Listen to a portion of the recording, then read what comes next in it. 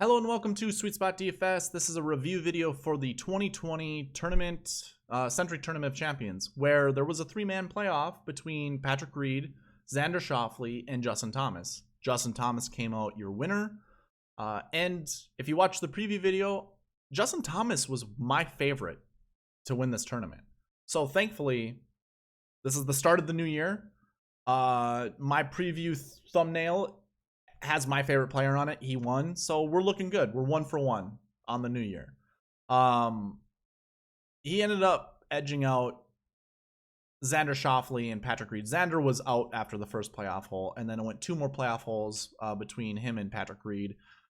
And thankfully, I mean, Justin Thomas, I wanted to win, so I'm glad he won. I'm not too happy about if you've been participating in my Twitter conversation, I'm not too happy about the fan yelling cheater. I am not a fan of yelling out any negative thing. You could yell something out constructive to cheer on JT, but why yell something? That's a loser's mentality. To yell out something negative is a loser's mentality. You probably don't win much if you enjoy that kind of thing. Quite honestly, that's my hot take. That's going to be my slam. I don't like it. It's not good. It's not good for any sport. So I'm gonna leave it there. I don't enjoy it. Not a huge fan. But JT got the win. In the preview video, I said to me he's gonna be player of the year. He's gonna be Brooks Koepka of last year.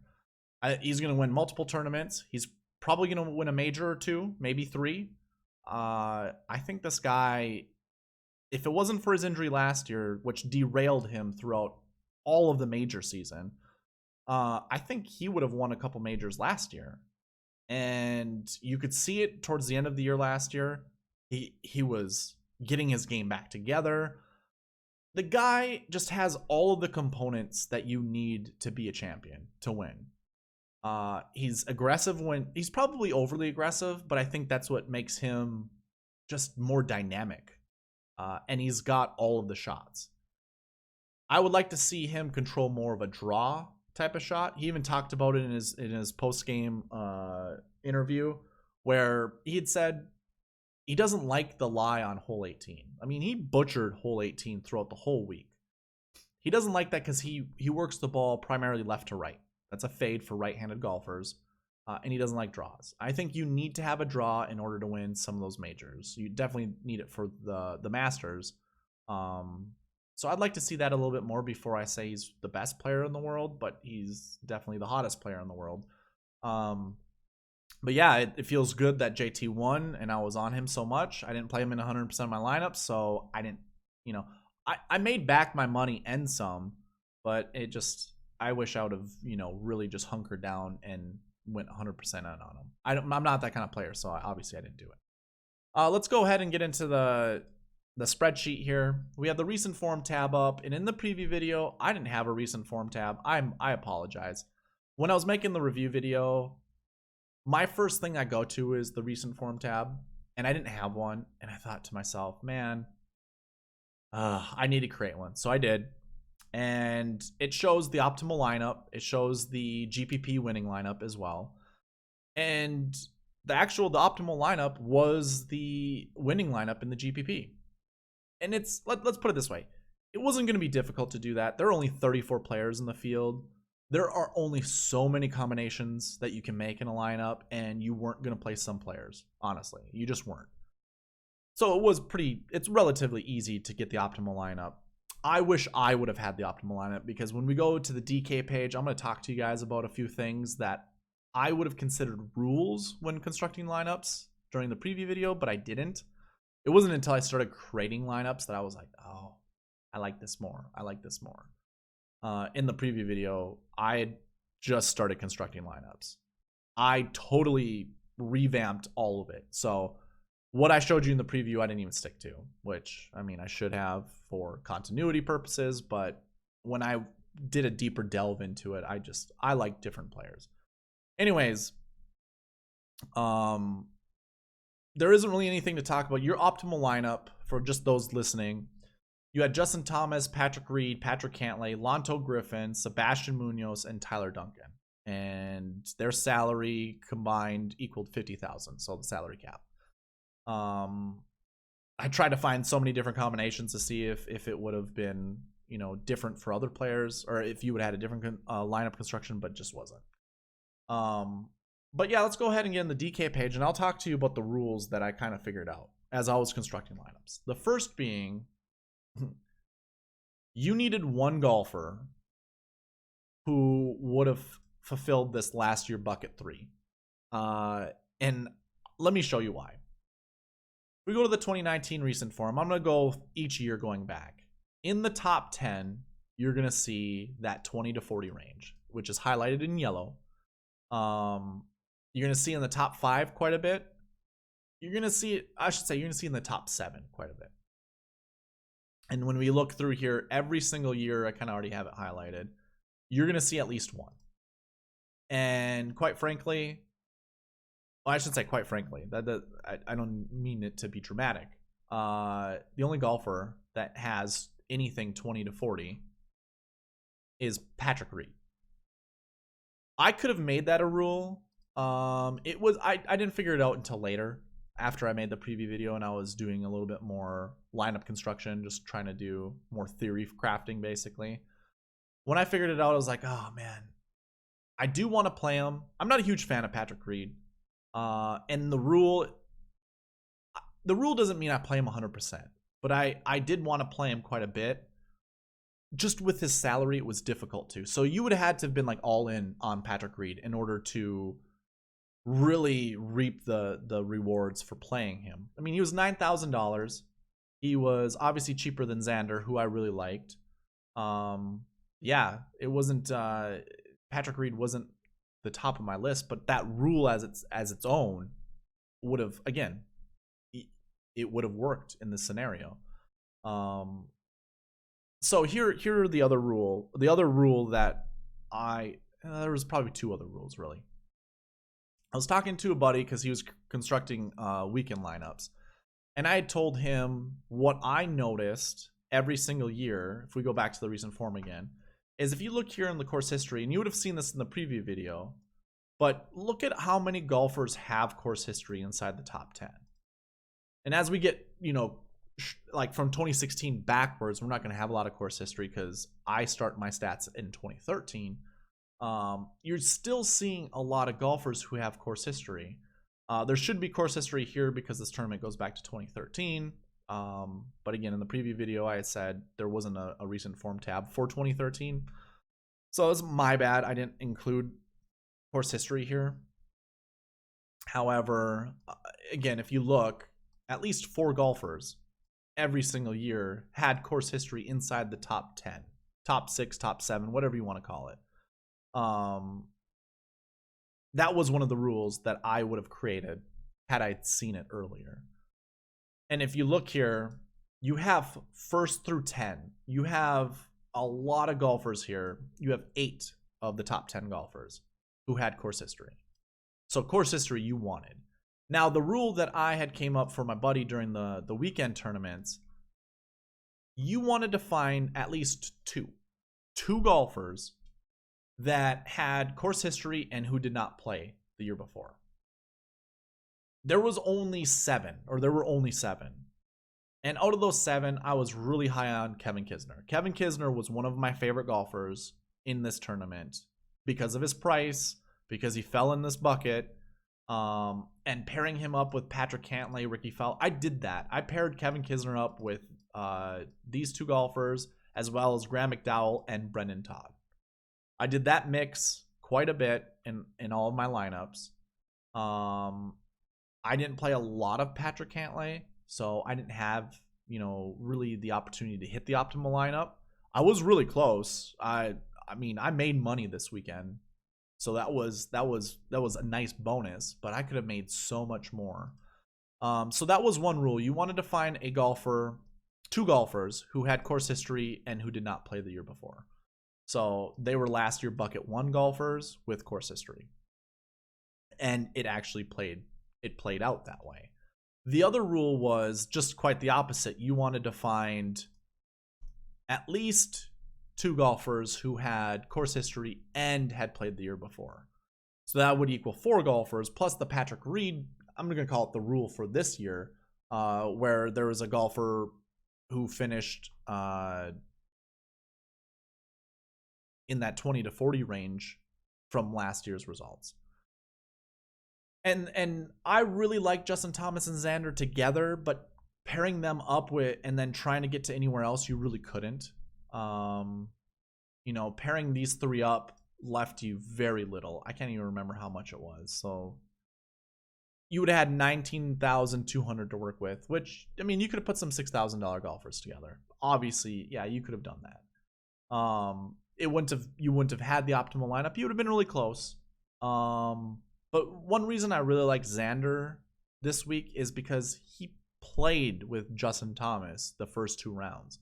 They had their tee times together, and that's one of those things I always look at when it comes to preview videos and constructing lineups.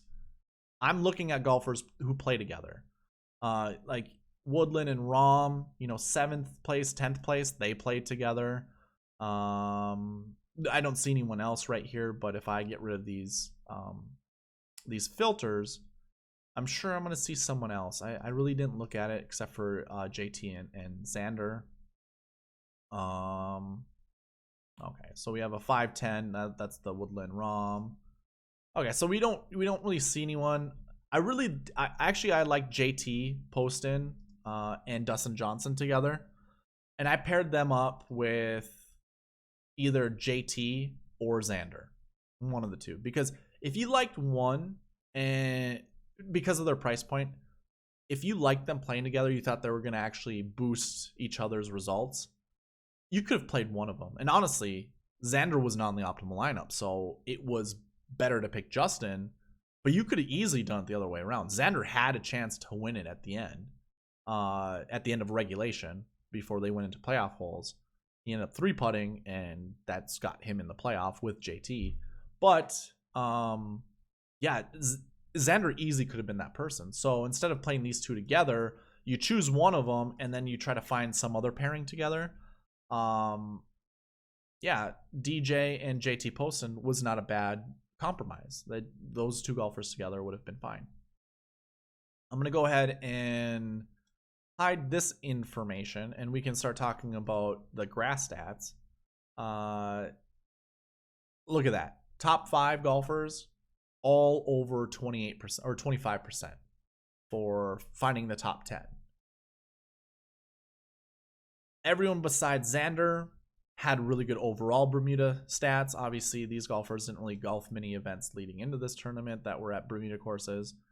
But again, minus this 8.33 with Joaquin Niemann, your top 8 golfers, all fantastic. And your top 10 golfers, other than Morikawa, who's only played in 2 events in Bermuda, all fantastic Bermuda players. So Bermuda, like those stats, huge. A huge boost, and most of you guys probably did play that. I mean, I'm sure the optimal lineup golf players probably looked at Bermuda quite a bit. So yeah, like that was a huge indicator of who was going to do well. If we look at we sorted by overall Bermuda. If we look here, you see 1st place, 4th place, 7th. Second place is a little bit down there, the 2 second places. So they were within the top 14, which isn't really that great when you think of it with a 34-man field. But it still would have gotten you on some good golfers, like Cantlay for sure, JT again, and when you try to construct, do some roster theory or roster construction, who did you want to put on your team? You really couldn't do much with this salary here because they're so expensive. But yeah, definitely that top 10 percentage was a huge indicator of golfers who were going to do well. I did do quite a bit. So if I were to show you guys my lineup construction here were all my lineups that I had put in. You can see I played a lot of JT. I played him in 11. I probably played him more than that, but 11 to begin with, and then Rahm was kind of a lot of these lineups here are the same, but Rahm was my pivot from JT in case, you know, he came out, and then obviously Xander as well. I did play Xander in a couple of these other lineups, maybe just one. Sure. Yeah, I really liked JT and Kevin Kisner and Matt Kuchar. So if I went over here and we looked at, if I were to hide this, actually here, hold on. See if this works out. Doesn't look like it's going to. I would show you like what my ownership percentages were. Sure, I'll still do it. I'll hide all of this. That way you guys can see what my ownership percentage was.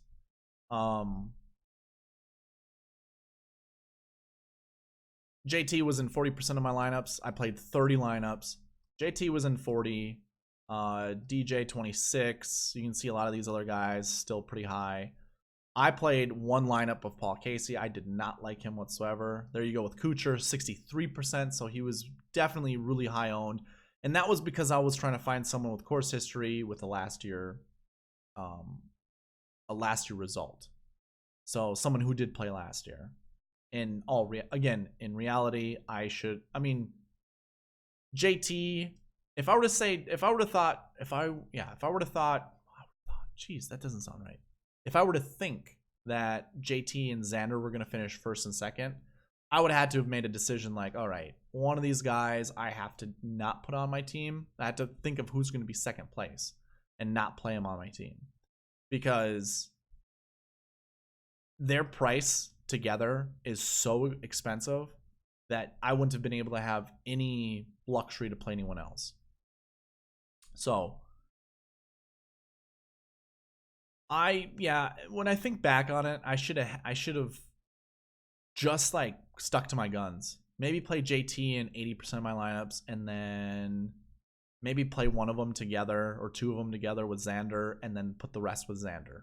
In all honesty, if I thought JT and Xander were gonna do really well, which I did, I was just higher on JT, and then I could have played all the different types of combinations. So I could have put Cantlay with Reed, which was in the optimal lineup. And Reed, you can see I had 23% of, so still pretty high. I don't think it was as high.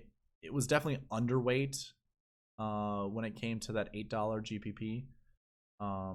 Yeah, I was pretty, again, Kevin Kisner 66%, Sebastian Munoz, Ryan Palmer 36 and 43. There's Graham McDowell 23, and then Lanto was 50. So like I felt good about that. And my pivot from Lanto was Tyler Duncan, which could have easily played those two together because again, Tyler Duncan, I shouldn't say again, but Duncan was in the optimal lineup. I did play some JB Holmes because he had that course history with no last year score. Didn't turn out good whatsoever. Same with McDowell, that wasn't very good. Kevin Kisner, that last day, I don't know what the hell happened to him. Ended up finishing 3 over par for Sunday's round. Went from 7th place down to, what was it, 14th place? Where were you? Kisner, 14th place, yes. Like, what the hell? Honestly. He was playing so well, the wind must have got. It was a very windy day. So that's probably what ended up happening. Still really annoying that Kevin Kisner didn't do well. But that's how it goes sometimes. I mean, when you look at all of this, you can see I really heavily favored the guys who had course history and who played. Obviously not Paul Casey. I didn't like Paul Casey whatsoever. You're not going to see many other golfers who didn't have course history very highly. I mean, I did well with Ryan Palmer and Sebastian Munoz. I mean, they just, and Lanto. Those were my golfers who did not play and did not have. You can obviously see my percentages of how much I played them. So I guessed right. I just needed Tyler Duncan more so than Ryan Palmer. That would have given me more salary relief up here to pick, Reed or Cantlay, one of them. So anyways, yeah, overall, the whole process worked really well. I couldn't have been more happy with how it went. And I did hit on a lot of those marks in the preview video, so it feels good. Basically, that's all I'm trying to get at. Is it feels good that it worked out. I wish I would have hit the optimal lineup. I definitely had the opportunity to, but just didn't get there. So with that, I'm going to end the video because there really isn't anything else to talk about. I suppose we could probably talk. Okay, so you guys can see it's still sorted by the result. There wasn't anything you could really go by when it comes to stats, the swing stats. It's just too early in the season to have swing stats for everyone. You can see there's nothing there, nothing for this guy or this one. I'm sorry, I don't know who they are, but there just isn't a lot to go by. And I guess let me hide this info. So if we look at this and try to figure out, who was the top and what the result was, 40 or better was a good stat to go by, wasn't it? So I mean, that was a good one to go with.